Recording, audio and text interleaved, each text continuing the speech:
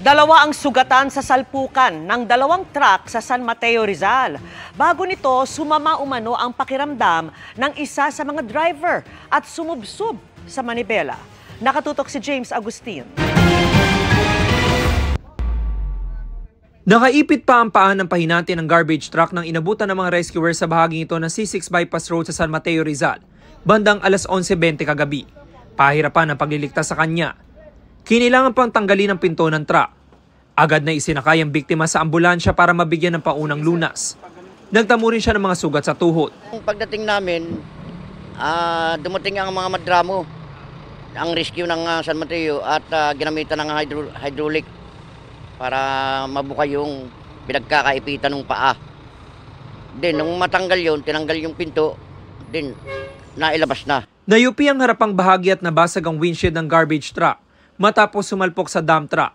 Nagtapon ng basura sa landfill ng garbage truck at pabalik na sa Taytay, Rizal na mangyari ang aksidente. Ayon sa driver nito, nasa landfill pa lang sila ay sumama na raw ang kanyang pakiramdam. Pagdating namin dito, hindi ko na namalayan, bigla ko na natumba sa manubila eh. Yun lang.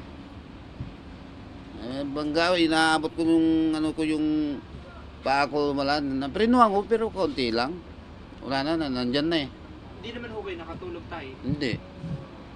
Gising ako. Ang dump truck naman magde-deliver ng graba sa Antipolo. Iniinda ng driver ang kanyang kaliwang paa. Sabi ng driver, gumilid lang sila saglit ng kanyang pahinante para kumain. Natalo ako sa salamin, baba ako. At tuloy naman ito, saka ako pupunta to. Abay, dire-diretso pa rin o.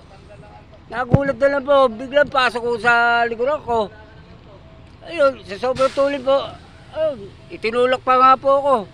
Dinala sa ospital ang dalawang nasaktan. Patuloy ang investigasyon ng mga otoridad sa nangyaring aksidente.